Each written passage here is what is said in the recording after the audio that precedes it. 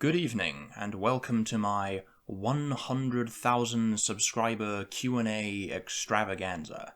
I have reviewed all of the questions that were submitted to me. As with the last Q&A, I have sorted all of the questions I received into several broad categories, which I will communicate to you somehow.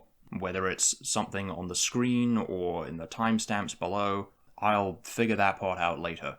But for now, let's just dive right in and have a look at some miscellaneous questions pertaining to nothing in particular. Part 1. Random stuff. What made you want to start a YouTube channel in the first place? Honestly, I can't even remember. And thinking back on it in retrospect, it actually seems really out of character for me. I'm extremely introverted, I've always hated public speaking, and I'm hopelessly incompetent when it comes to technical stuff. So yeah, in retrospect, it does seem like a pretty terrible idea. And yet, somehow, for some reason, somewhere along the line, I decided that I wanted to make YouTube videos. For the top 10 favorite languages video, I literally have no memory of making that at all. Which honestly I'm kinda glad about, because I don't like remembering the fact that that video exists. And the 12 weeks of Nahuatl thing was mainly just for myself. I was considering just keeping them private for a while, but then I thought, nah, why not? Let's make them public just in case any Nahuatl speaker just happens to watch these and has some guidance for me. And it was pretty much as soon as that series ended that I started working on the How to Make a Language series. And that was an incredibly spur-of-the-moment thing. What happened with that was, I had seen online in various places people asking David J. Peterson if he would document his language making process. And David Peterson responded, he's already crazy busy as it is. It would take ages to document everything that he's doing as he's doing it, and plus there's NDAs and all sorts of other complications like that, so basically it would be an impossibility. But when I read that, I just had this idle thought at the time, like, maybe I could do something like that. And then, for whatever reason, one summer morning in 2018, the moment I woke up, literally the very first thought I had that day, as soon as I opened my eyes, I was like, you know what? I should do that, shouldn't I? And that was that. I just immediately got up, went over to my computer, and started working on the How to Make a Language series. And I didn't really have any plans to continue making videos after that point, but they started getting some traction, and then the video about my first conlang, for no reason that has ever been explained to me, went semi-viral? Not viral in the truest sense, but there was a huge spike in views for some reason. And then that was that. As soon as I saw that, I was getting some kind of success out of this whole thing, I thought, I might as well see where this goes. And I've just sort of kept at it ever since. How exactly did you get so interested in both language and ecology? How come your channel started out as a linguistics channel despite your love of biology coming before your love of linguistics? Yeah, so biology has pretty much always been an interest for me since before I can even remember. And for a long time it was really the only thing that I was properly interested in. And I ended up studying zoology at university. I was originally doing evolutionary biology, but then I realized that if I did that, I would have to take genetics, and I wasn't about to put up with that nonsense, so I switched to zoology. And it was only when I was halfway through university that I realized, quite by accident, that I actually find language and linguistics really interesting. I kind of told the story in the My First Conlang video, but basically it was just because I was reading the Silmarillion, and the way that Tolkien used Elvish in the story inspired me to try making my own language. And then I got kind of carried away from there. And that's when I properly entered my conlanging phase. Because one very frustrating thing about the way that my mind works is that when I find something I'm interested in, I will obsess over it and pursue it relentlessly at the expense of everything else. And this is actually one of the big difficulties about the format that I have on YouTube, where I alternate between linguistics and speculative biology. Like, for example, if I'm working on a linguistics video, while I'm in that linguistics headspace, I don't care at all about Alien Biospheres or speculative biology or anything like that. It is of literally zero interest to me in that moment. And then even once the linguistics video is finished and uploaded, I'm still kind of in that linguistics frame of mind, and I want to keep going with linguistics. But I can't. I have to kind of slam on the brakes and force myself to stop thinking about linguistics and start thinking about speculative biology.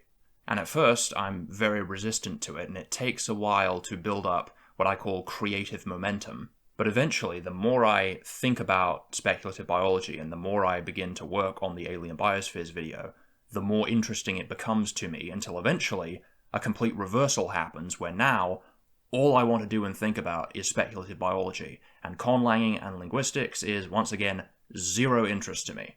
So I can only really hold one sphere of interest in my mind at a time, which is very frustrating.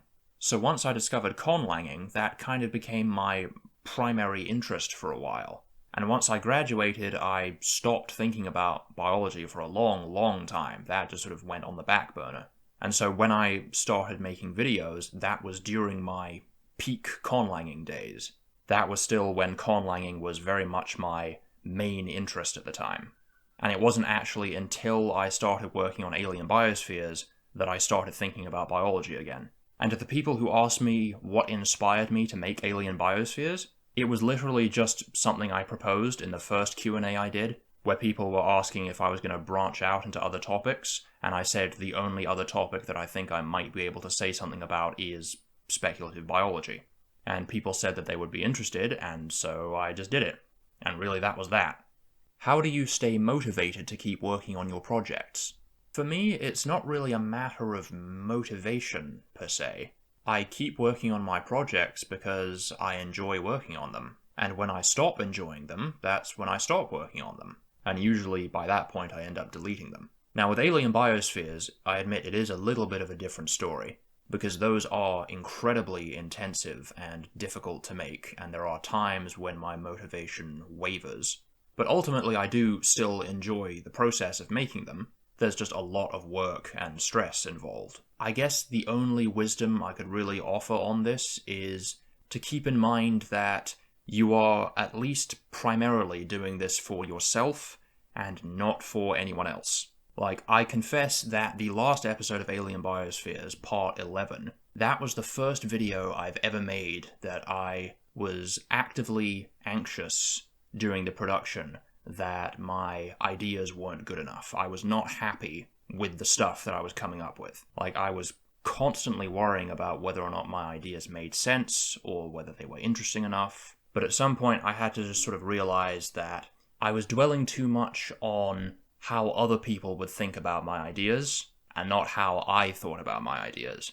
Because as soon as I put the pressures of others' expectations out of my mind and just purely focused on what I thought of it, then things became a lot easier. Still don't like that episode, but I came to terms with the fact that I basically did the best I could, and it was much better to just be done with it than keep stressing about it.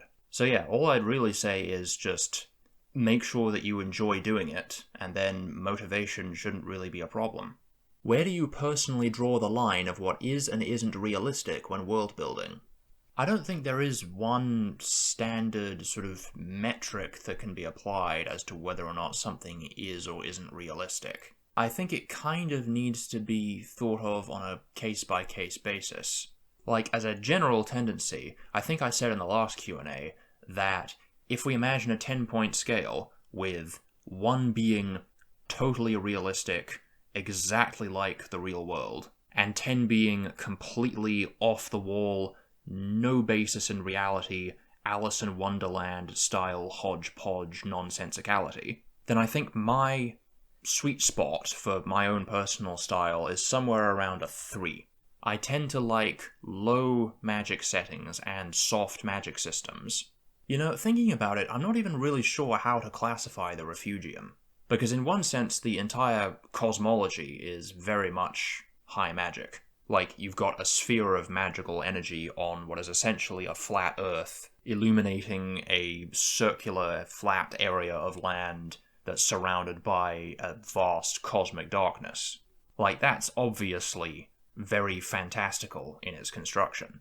But other than that, like, to the actual inhabitants themselves, there's not really very much magic going on. I mean, there are definitely magical elements at play, but magic isn't accessible to the average person. Most people probably wouldn't even be aware that magic exists.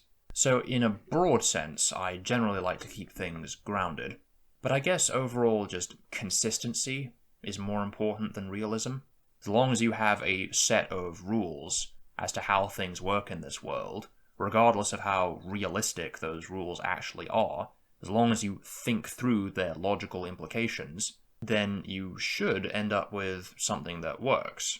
How do you do your research? What's your academic background? So as I said, I have a degree in zoology, but I'm also very much an autodidact. A very large portion of all the stuff that I talk about is just things that I've accumulated from years of teaching myself. And in the case of conlanging, it's 100% because I've never had any formal training in linguistics. So when it comes to doing research, I already have a broad enough knowledge base to be at least a little familiar with the topics that I'm talking about. Like, for example, for an Alien Biospheres episode, if I'm making an episode about islands, then I know from the get-go that I'm going to have to talk about Foster's rule, island gigantism, island dwarfism, oceanic dispersal, rafting, all of that stuff. So I can go ahead and fill in an outline of all the subtopics that I'm going to include, and then I can look up each of those individually. And in that respect, Wikipedia is actually very, very useful, in that it gives not only a pretty decent summary of the topic itself, but more importantly because it gives references, which can also have the side effect of introducing me to new concepts that I wasn't familiar with before, so then I can research those. And then the outline of the video just sort of ends up filling itself in very naturally. How's your language learning going? What languages are you currently learning?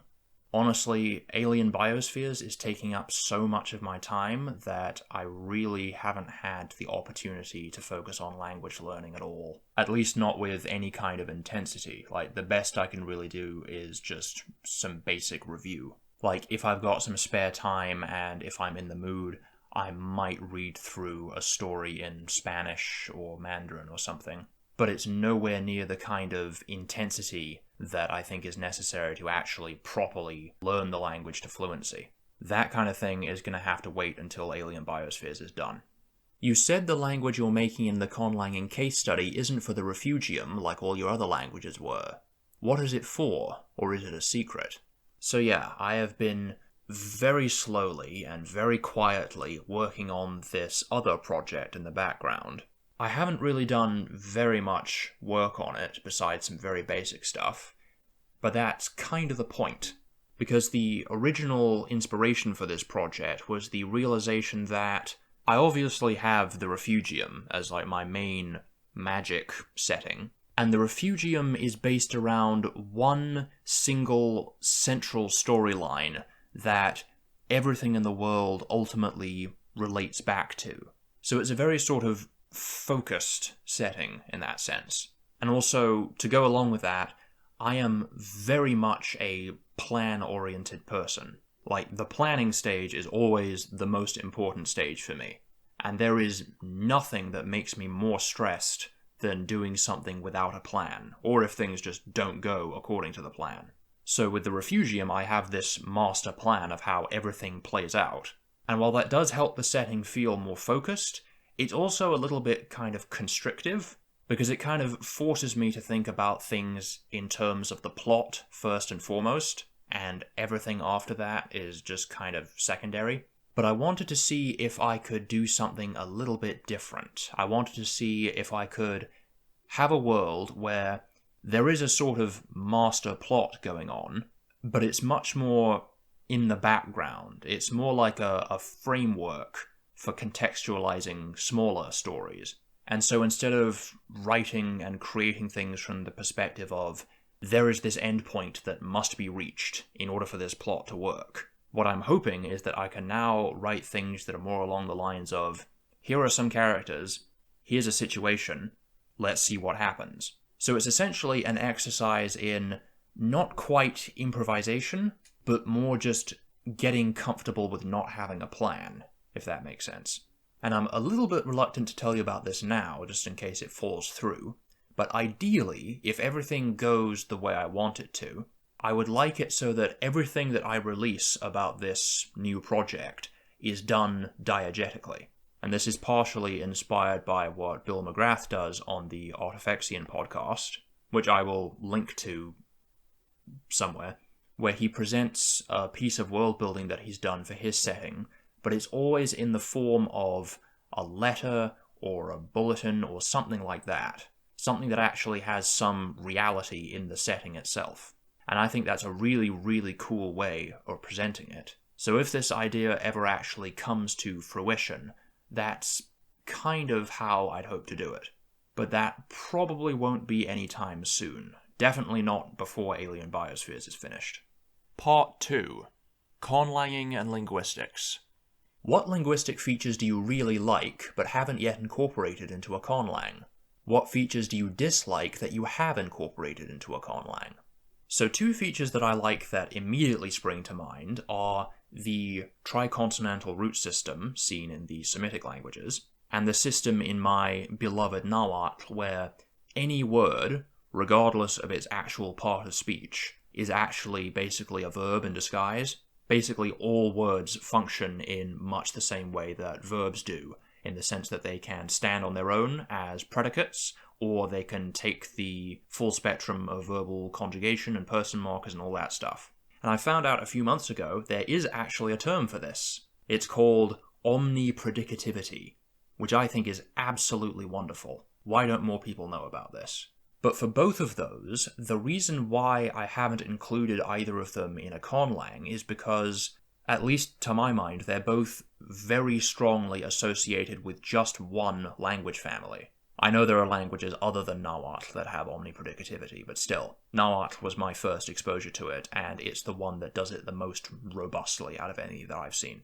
Like, the triconsonantal root system is obviously one of the trademark features of the Semitic languages, and I think it would be extremely difficult to make a triconsonantal root system in a conlang in a way that's not obviously aping the Semitic languages. For my sensibilities, not just in conlanging but in world building in general, I really like coming up with new stuff. Stuff that is not directly inspired by any one real world thing in particular. Like, even some of my conlangs that I haven't destroyed yet have certain things about them that I think borrow too heavily from one specific language family or language area in the real world. Like, I think that Okolawak is just a little bit too Polynesian in aesthetic, especially since the speakers have quite a sort of maritime, seagoing feel to them as well, which, on the whole, gives them a very Polynesian-esque aesthetic, which I'm not a big fan of. I would prefer if they were more original and unique than that. And with Nakachti, I know a lot of people have said it sounds kind of like Greek, and I would be inclined to agree with them. The thing is, the earliest versions of Nakachti, the sort of spiritual predecessor, I specifically wanted to sound like a mix of Greek and Latin. That was actually one of the design goals from the beginning. But the more I worked on it, the more I decided that I wanted to have a more unique sound to it. And so with the following 5 or 6 iterations, or however many attempts it actually was, it gradually became less and less Greek-like. But then, kind of depressingly, when I posted the Nakachti Showcase video, according to the comments section, it still sounds too much like Greek. Which normally I wouldn't really mind, because I love the sound of Greek. But specifically in this case, I don't like it because Nakachti in-universe is supposed to be the sort of prestige language of academics, of learning, of science, and that's a pretty similar role to what Greek and Latin fill in Western cultures in the real world. And I really am not a fan of that idea. I'd much prefer if there was a prestige language that was totally unlike any that we have on Earth. I actually have this idea that I might do at some point of a prestige language that has cliques, so cliques can be associated with the nobility and elegance and education. I think that would be kind of a fun idea. So essentially, yeah, that tangent was to say that I like my stuff to be distinct and original and unique. And I feel if I were to use either the triconsonantal root system or omnipredicativity, that would make the resulting conlang feel too much like the real-world languages that have those features. And as for features that I dislike, the only thing that's coming to mind right now is tone. I don't dislike tone, it's just I don't find it very interesting. Like, it does absolutely nothing for me phonesthetically. I did it in modern Adun, essentially just as a way of clearing out some of the consonant clusters. I wanted the different dialects of Adun to sound at least fairly distinct from each other, and so I was looking for ways to get rid of all the consonant clusters all over the place, and it just occurred to me that implementing tone, having the consonant distinctions give way to tone distinctions, would be a pretty easy way of doing that. There's also a pitch accent system in the current iteration of Tsapukama. I can't remember specifically why I decided to do that, other than just the sake of variety. And then there's Suma'a, which is my attempt at a contour tone language, which I decided to do because, one, just for the sake of trying new things. Like, I'd never made a contour tone language before that, so let's give it a go and see what happens. And number two, the Refugium is a pretty big world, roughly the same surface area as Earth, so it would have a fairly similar degree of linguistic diversity, I would think. So as much as I love highly synthetic languages with cases and polypersonal agreement and all that stuff, there should be at least a few languages in the Refugium that don't have those things and that are more isolational. But in general, I would always suggest that people don't shy away from features that they're less interested in, because in my experience, more often than not, you come to like that feature in the end anyway. If you could revive one extinct language, what would it be? Proto-World, surely. I mean, if my choice is completely unlimited, then I can't really think of any language, at least from a pragmatic perspective, that would be more helpful for the state of modern linguistics.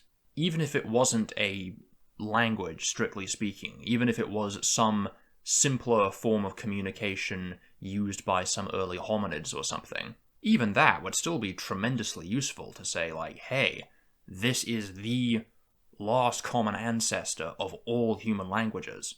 And if that doesn't count, then classical Nahuatl. Are you still planning on remaking the How to Make a Language series? Yes, I am, although, again, that's going to have to wait until Alien Biospheres is over. I'm still thinking about exactly what the best way of handling it would be, because what I'm aiming for this series would be to acquaint the audience with as much of the basics of conlanging as possible in the shortest and simplest way possible.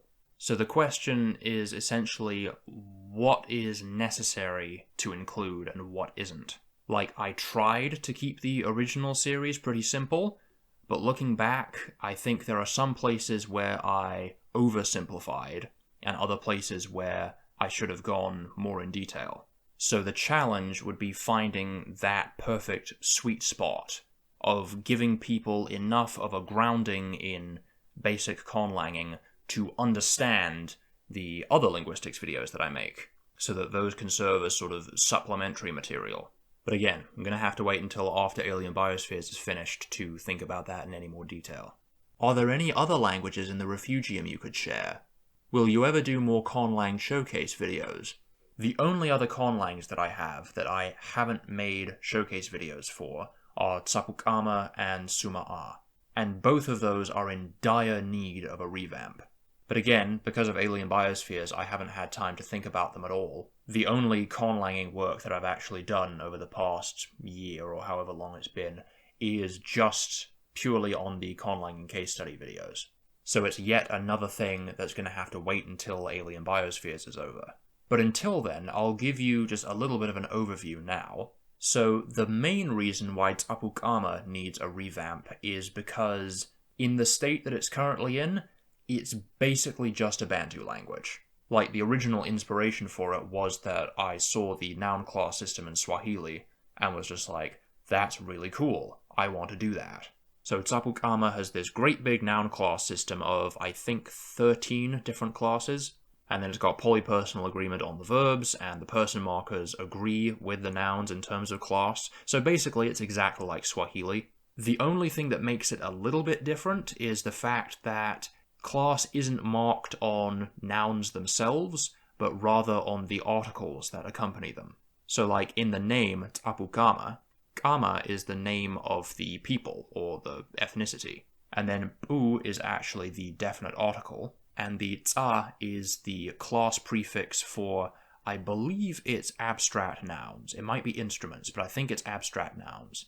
So it's like the abstract noun of the Kama people. So I said earlier I don't like it when my stuff is so transparently inspired by one particular real-world thing, and this very much falls into that category. And as I said earlier, Suma-A is my attempt at a contour tone language. So the basic premise is that a long time ago, Proto-Suma-A used to be more synthetic. It used to have a more fusional grammar and consonant clusters and stuff like that. But then it went through a round of sound changes where a lot of consonant distinctions were lost and gave rise to tone along the way. All consonant clusters were cut, and words just got whittled down to only a few syllables at the most. And so we end up with this largely isolating language that is exclusively CV and has a very small consonant inventory, but has developed 5 or 6 tones to compensate.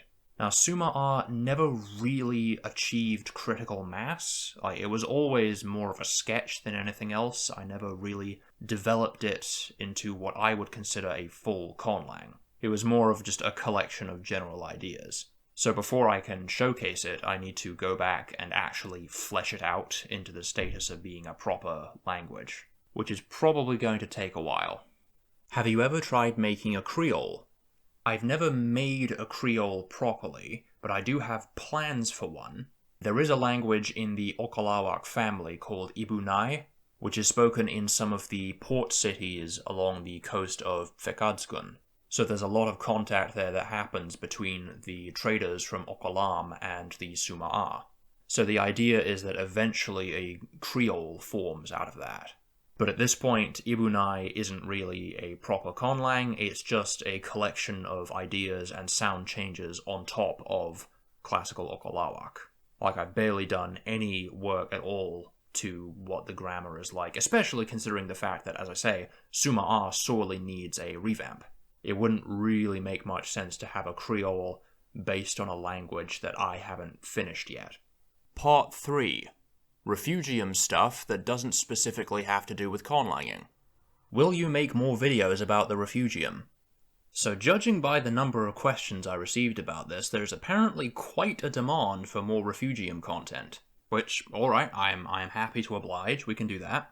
Now, I did say in the Refugium overview video that there were certain things that I couldn't talk about just yet.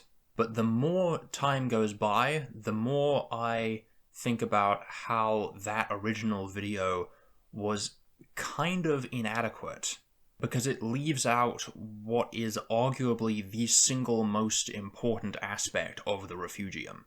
I didn't mention it in that video because, number one, it would have taken far too much time to explain for a general overview, but also it is a mild spoiler, but it's a spoiler that you kind of need to know in order for the story and the stuff that happens in the Refugium to make sense. I'll put it like this. Making a video about the Refugium without talking about them is kind of like making a video summarizing Lord of the Rings without mentioning the One Ring or Sauron. Or like making a video summarizing Star Wars without mentioning the Force and the Jedi. So I think this will need to be addressed. I think I'm going to have to make a video about them. Still don't know exactly how I'm going to approach it, because it's going to be difficult to decide how much I should and shouldn't reveal, because there are definitely some things that are major spoilers that I will definitely not touch on. But hopefully I can get that video done fairly soon, by which I mean like early next year. Maybe before the end of this year if I manage to squeeze it in, but probably not. What's it like in the Nightlands? The whole point of the Nightlands is that they're supposed to be mysterious. What is or isn't in the Nightlands is completely unknown. Like, if you're in the Refugium and you just keep walking towards the edge of the world, eventually the light just fades completely into just a front of absolute darkness that's impossible to see beyond. The main thing I wanted to get across with the Nightlands is that, number one, they're scary, and the number one way to keep something scary is to keep it unknown. But also, I wanted to give the world a sense of finiteness and claustrophobia. So actually, the earliest inspiration for the Nightlands was actually just, looking at old maps where the lands around the edges of the map are completely unknown, here be dragons, that kind of thing. And I wanted to have a world that had that feeling of the totality of the world is still unknown, even into the modern era. Because in the real world, we've obviously thoroughly explored and mapped the entire surface of Earth, and in so doing, we've become aware of just how fragile and small the planet is, at least in comparison with the size of the rest of the universe. And so it sort of feels in many ways like the world is getting smaller and smaller. But at least in the real world, we have the assurance of looking up and seeing that there are other planets and other places in the universe. The universe is absolutely gigantic. And even though that does put into perspective just how insignificant we are in the grand scheme of things, there's still a little bit of comfort there in knowing that there are other worlds out there that we could potentially spread to. But in the Refugium, you don't have that. As far as the inhabitants are aware, this is the only place that they can exist in the entirety of creation. And as they become more technologically advanced, they become increasingly aware of just how small their world is. And I really wanted, as the story progressed, to get across that feeling of they are very much trapped in this place. Of course, there are lots of ideas about what may or may not be in the Nightlands, but there's just no way to know for sure. At least not yet. What was the Refugium like when it was still in its beginning stages of development? Have you ever retconned or completely removed a major aspect of the Refugium? So, the central premise for the Refugium has always been the same from the very beginning. What with the overall cosmology and certain other things. But as I've said before, I initially began work on the Refugium largely to serve as a setting for tabletop role-playing. So the priority at that point was to make it a feasible game world more than anything else. And it was only when I started really thinking through the world's history that I realized that there was this unifying story thread, which I then wanted to expand on and make the world's primary focus. But it was soon after that I realized that a world created for gaming and a world created for a single story have two very different sets of priorities. Because in a game world, you want to maximize the player's options and customization, and you want to have as many games and stories that could be told in this world as possible. Whereas if the setting is only really going to be for one major story, then ideally you'd want everything in the world to ultimately tie back to that one story. So you want to keep it focused and get rid of any extraneous stuff. So the earliest versions of the Refugium were actually much more high magic to make them compatible with the magic systems being used in the games that we were playing. And there was also a much more eclectic, I guess, variety of races. And all in all, I basically interpreted every aspect of the world through how would this work in a game. But once I started to actually focus on the main story that I had conceived for the setting, a lot of the earlier game-centric stuff started to get in the way. Like, if magic was actually as prevalent in this world as it is in, say, D&D, thinking through the logical repercussions that would have, the world would be completely unrecognizable. And thinking about how I wanted to portray magic and use it in the setting as a whole, I realized there was no way I could do that without dialing it back quite a lot. And so a lot of the originally more fantastical elements were scaled back and or just completely scrapped. And also, a lot of the stuff that was there just for the sake of player customization had to get rid of that too. Because if you've got a single story to tell about this world, then all of the things that you introduce need to be explained and have a backstory and have a purpose within the story. So a lot of those older ideas just didn't make sense to have anymore. And ultimately I think that was a good thing, because the setting as a whole feels a lot more cohesive now. If you were ever to finish the main story of the Refugium, how would you release it? I really don't know. It kind of depends on how much time I can find to dedicate to actually writing the story, and if by that point I still feel that the story is worth telling. Because there are still some things about the Refugium, even as it is now, that I don't really like, but it's sort of too late to change them because they're so inherent to the setting. But I will say I will only reveal the big, big secrets in the form of a story of some sort, even if it's just a series of short stories that I upload to the channel or something.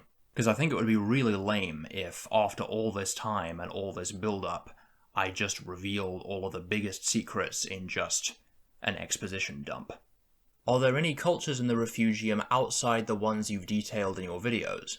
Yes, but none of them are detailed enough for me to say anything definitive about them at this point. During the wars between Tsannur and Thirēa, what was the weaponry like? What were the battle tactics? Do you have any specific battles or military leaders from that period?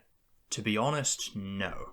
I have not yet gotten into that level of minutiae. I would like to, at some point, but so far it has not become relevant to do so. In general, something that is severely lacking in the work that I've done so far for the Refugium is specific historical figures. Like, there are some core characters that are essential for the wider story, but specific kings and emperors and captains and all of that, I have put virtually no thought into.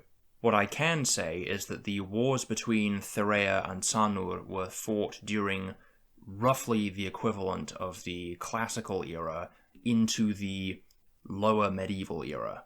So the main forms of weaponry would have just been things like swords and spears and things. There are some more interesting, specific things that I have thought about that happen towards the end of the wars, but those verge into spoiler territory, so I can't say anything about them yet. And here's one random detail. I definitely see the Empire of the Sun using trimarans. I don't know why, but that image really fits for me. Also, if it's even remotely justifiable, I'd really like Merlin trebuchets to be involved, because I think they're cool as hell. Part 4. Alien Biospheres and Speculative Biology. First of all, congratulations to all 2 of you who apparently watched the full minute and 14 seconds of that original announcement video to see that I would not, in fact, be answering questions about what will or will not happen in future episodes of Alien Biospheres. So, in light of that, I cannot answer the majority of these questions. But let's have a look at some of the ones that still qualify. What's your process for making an Alien Biospheres video? What's your favourite and least favourite part? How long does it take to make an episode, and what's the most time-consuming part? So, my favourite part of the process is the very first part, which is the creative and planning stage, because that's the part where I actually come up with all the ideas. Something that I kind of wish more people would realize about Alien Biospheres is that the point of the series is not to be like, hey, here's the most amazing, original, fleshed out, speculative biology project you've ever seen. The point of the series is to introduce people to basic concepts of evolutionary biology and show how they can be used in world building. It is a tutorial series first and foremost. So the number one priority is actually just communicating the topics that I'm covering. When I sit down to plan out an episode, I don't think to myself, what cool new designs can I come up with? I think to myself, what topics do I want to cover? And how can I use the clades that I already have to illustrate those topics? Like, it's cool that people like the series and watch it to see how the planet develops and actually like it as a project in and of itself, but that was never the intention. All the clades and ecosystems I make in the series are just there to serve as examples for all of the topics that I talk about. Like, I get comments from people all the time asking things like, why didn't you talk about the animals that live on this landmass, or this island, or live in this forest, or this biome? First of all, the videos are already long enough as it is. It would be a completely impossible task for me to go in and flesh out every single ecosystem. Like I said in the earliest episodes, the series is just supposed to be a broad, general overview. And plus, I really don't like making filler clades. Like, if you go through the episodes and look at each of the clades, each of them is there to demonstrate something. Some topic or some aspect of what I'm talking about. Like, for example, in episode 9, I didn't really spend any time at all talking about the megafauna that lives on the forest floor, because I really had nothing to say about them other than the fact that they exist. Like, I could have made the video 10 minutes longer and created more models of a specific kind of dromaeopod or titanopod that specifically lives in the rainforest, but that wouldn't accomplish anything, or it wouldn't help illustrate any kind of greater point about how rainforest ecosystems work. So really, it would just be extra work for me without any point. So during the planning stage, I compile all the topics I want to cover and come up with illustrative clades for each of them.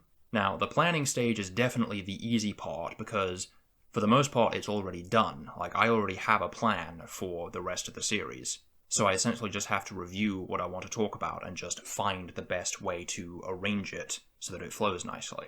Then, once I have the plan done, it's a matter of fleshing it out into a full script. And this part is pretty tedious and time-consuming, because it's mainly just taking the incomprehensible notes that I have and turning it into something coherent. And it's always a struggle trying to find the best and simplest way to explain things while still getting in all the necessary information. And plus, there is always more stuff to talk about. Always. Every single time I sit down to make an episode, I always go in with this mindset of, oh, well, I don't actually have too much to say about this topic, so this should be a short one. And then, like 7,000 words later, I still have more stuff to say. So it takes generally about 3 weeks to get the script properly done. And then at that point, it's time to start working on the models, which is generally a little bit easier than the script writing because I don't have to focus quite as much. But this is also the part where I begin to doubt all of the decisions that I've made up to this point. And then I frantically go back through the script and think to myself, does this actually make sense? And this especially relates to the fact that this is the part where I start posting the finished models on the Discord server. And while that's definitely ultimately a good thing, which we'll talk about more in a moment, I find that it has made the process a lot more anxiety-inducing for me, since as soon as I finish a model, it is immediately beset upon by dozens and dozens of people who pick it apart in every single detail. And it can be kind of overwhelming at times. Like for the last episode, episode 11, like I mentioned earlier, that was the episode that I was least confident in my ideas. So that process of making and uploading the models was the most stressful, I think, any video has ever been. And depending on how many models there are, the model making stage usually lasts between 2 and 3 weeks, and after that point, it's just a matter of assembling all the visuals.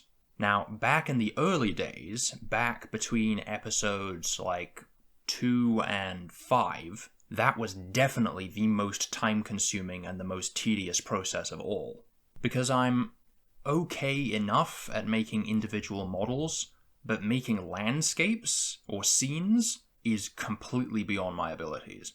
And I kind of tried in some of the earlier episodes, like episode 4, I think, had a few landscapes that I made, but they all look hopelessly terrible.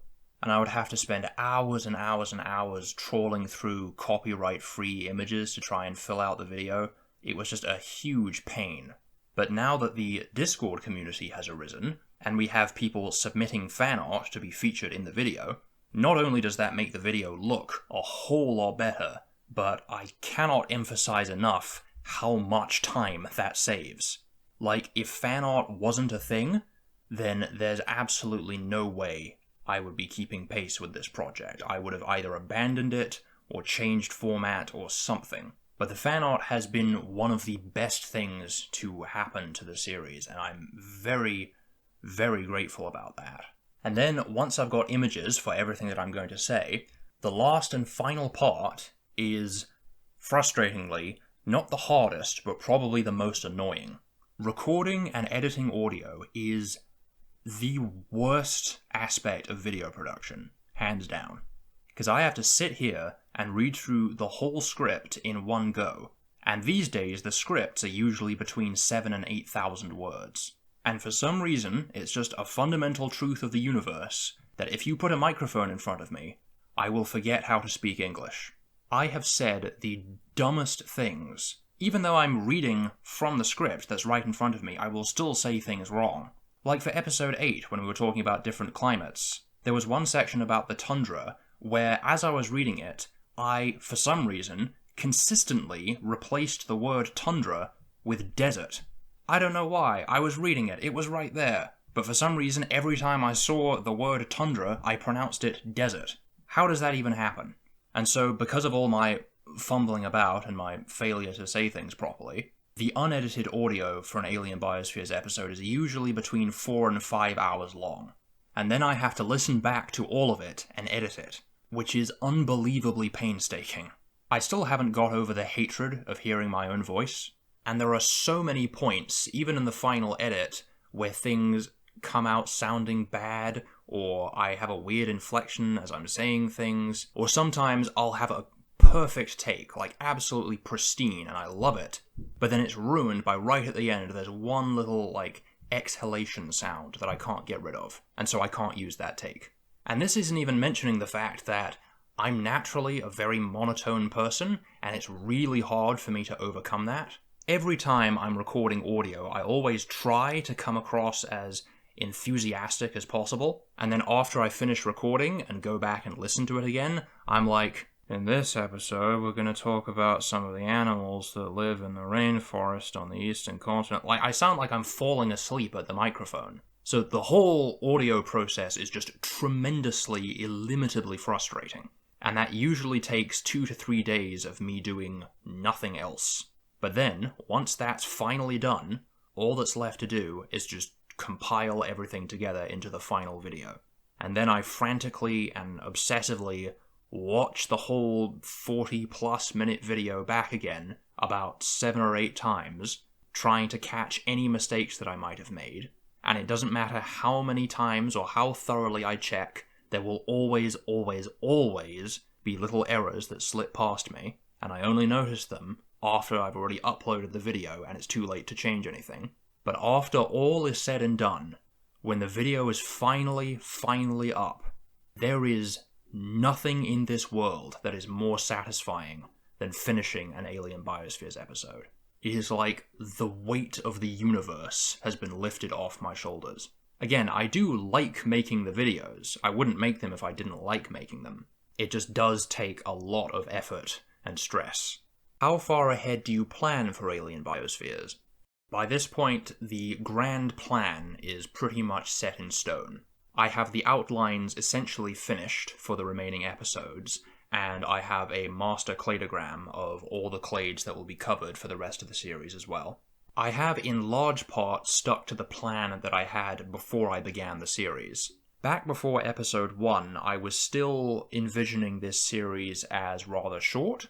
I had a plan for either 7 or 8 episodes at that point, and I've largely stuck to that original plan. It's just that I've taken the plans for those original episodes and divided them up into multiple episodes.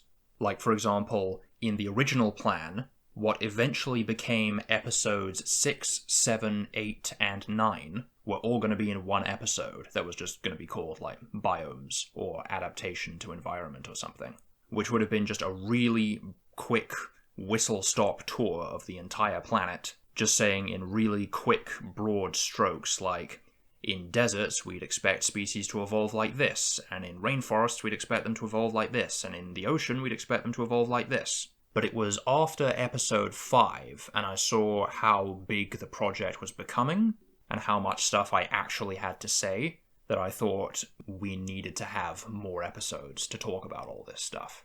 But yeah, by this point, everything from here on out has pretty much been planned in full. There's still a little bit of wiggle room in a few places, just in case I need to move some topics around, or if one episode gets too long and I end up moving some of the stuff I talk about in that episode to the next one. But by and large, I know exactly where the series is going. Will you ever stop working on Alien Biospheres? Not until it's finished. Right now, the #1 priority for this channel is to finish Alien Biospheres.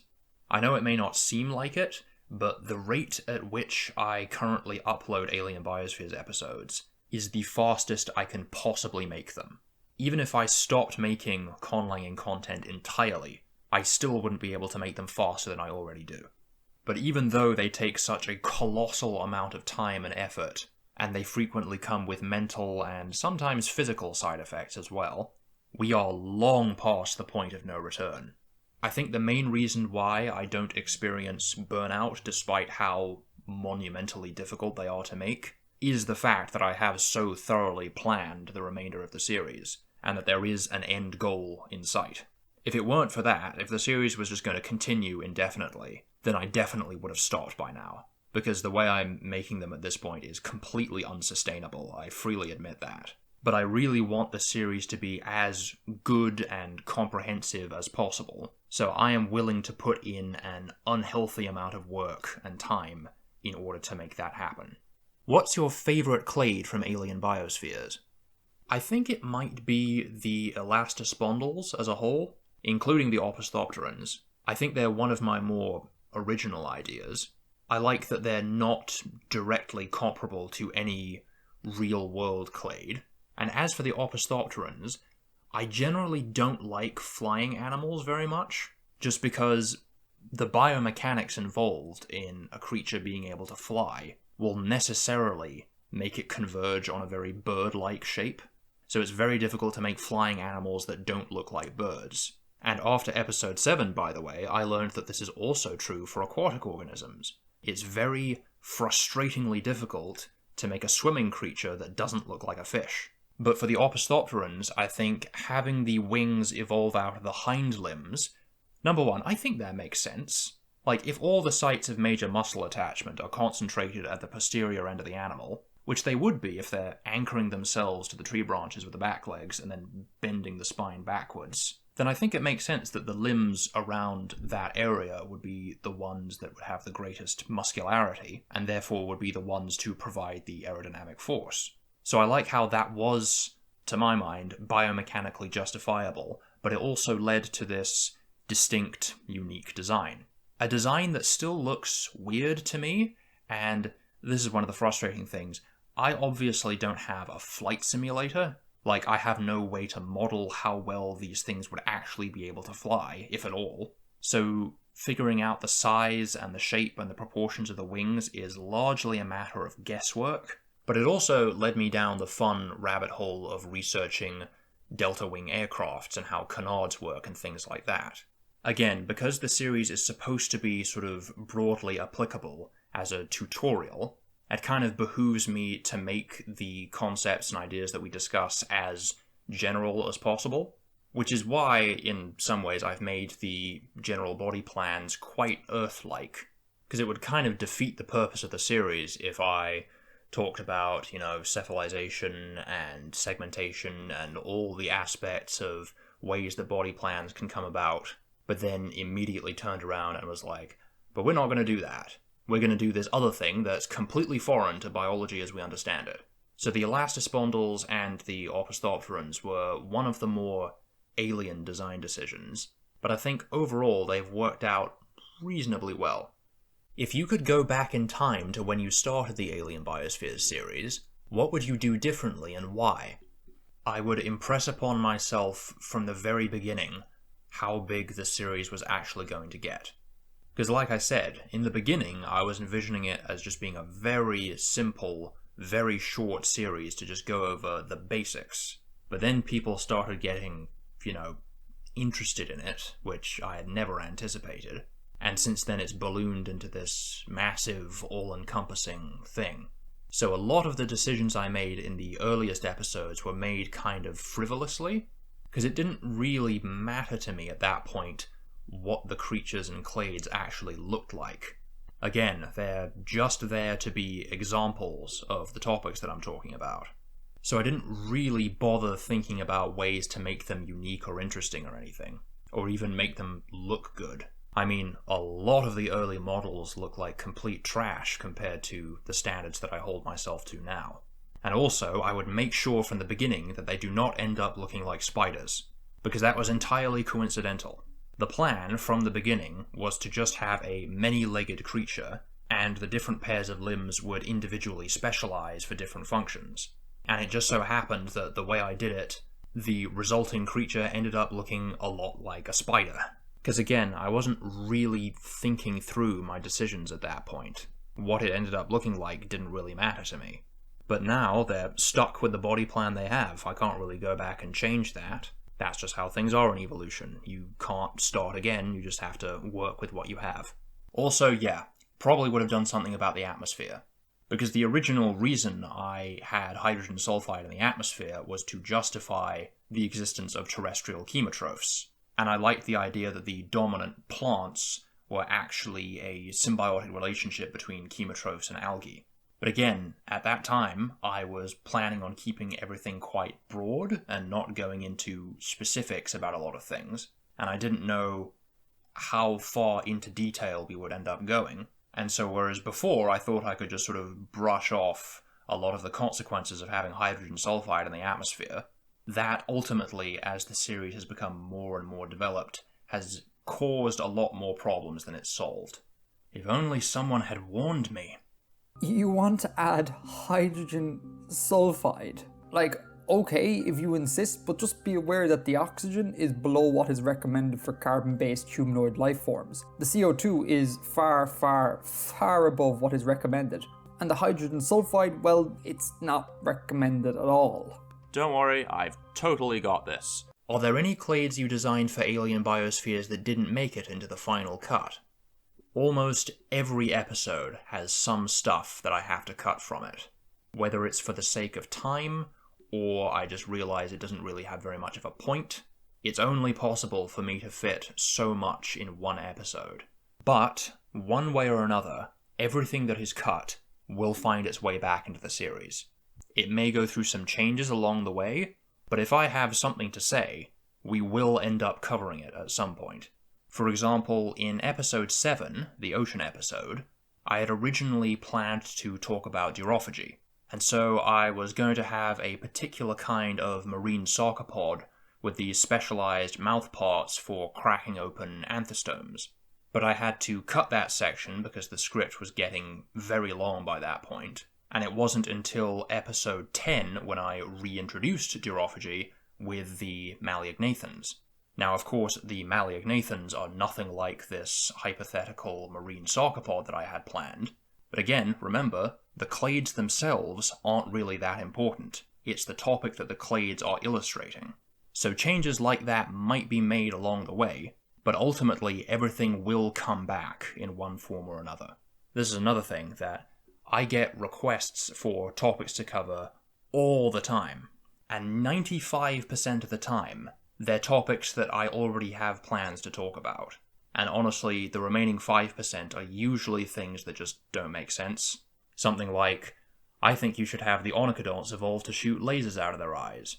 But disregarding those, know that if there is a topic that you specifically want to be covered, rest assured, we will get there. One way or the other, we will get there.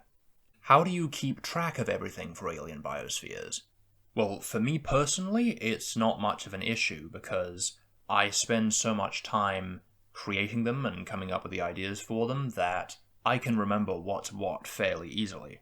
And I have a pretty firm grasp of what each of the clades are and what their lifestyles are and where they live, etc. So other than my master cladogram and the grand plan and a couple of other documents I have for miscellaneous notes, I don't really need very much external stuff to keep track of things.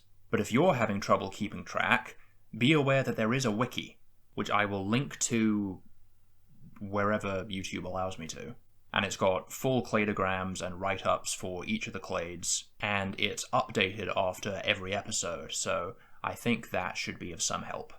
What do you think about Kösemen and All Tomorrows?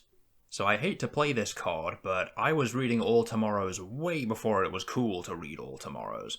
If you didn't know, Kösemen and I are good friends. We met about 8 or 9 years ago at this point, which is kind of scary to think about.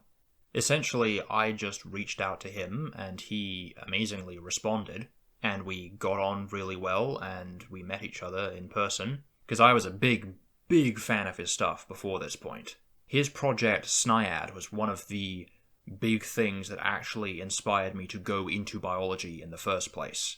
And it was basically the thing that convinced me that speculative biology was valid as an art form in and of itself. He's an extremely talented and exceptionally nice guy. And by the way, hi Memo, hope you're doing well. And also, check this out. Look at that. Some of you might recognize this from the last episode of Alien Biospheres. This is a CM Kösemen original. You can see the Teratocyrus bringing down a juvenile nanopus on Isla Proxima. It is an unbelievably surreal sensation to have an artist that you've admired for years depict some of your own designs in their style. That is the coolest thing ever. And as for All Tomorrows, I must have come across that back in 2007 or 2008, something like that. And I generally found it very disturbing, but also very interesting.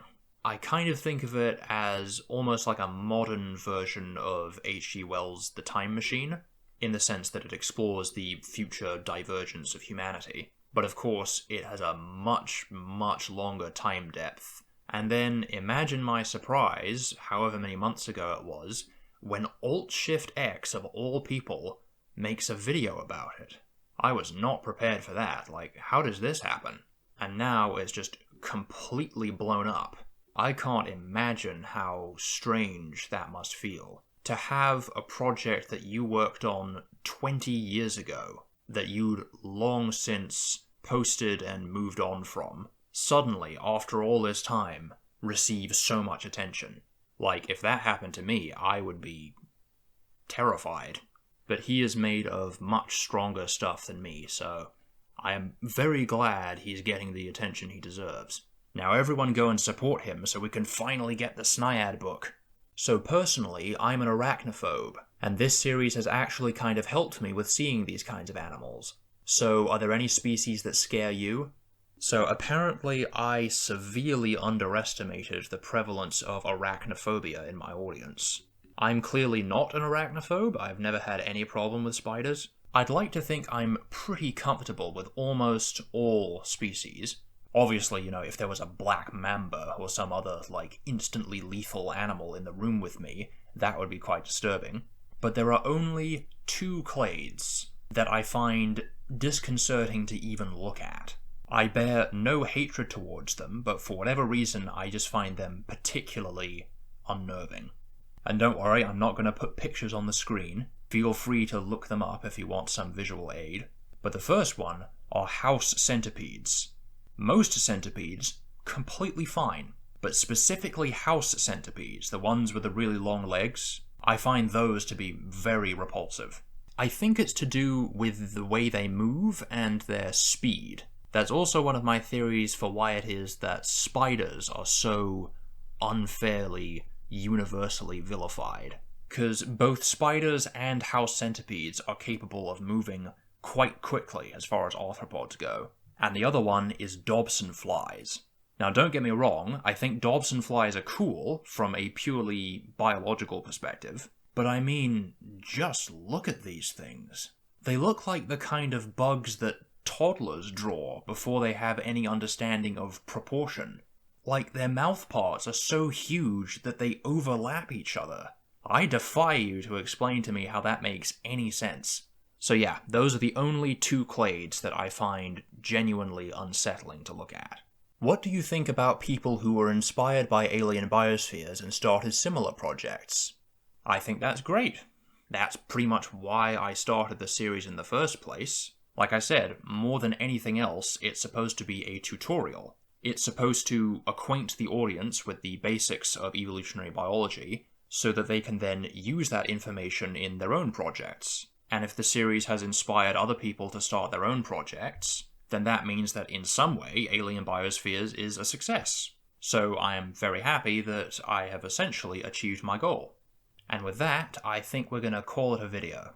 Thank you once again for submitting your questions, And thank you to all 100,000 plus of you who have subscribed. You have helped the channel exceed my wildest expectations, and I will do my best to keep up the good work and make it worth your while. So thank you very much for watching, and I will see you in the next video.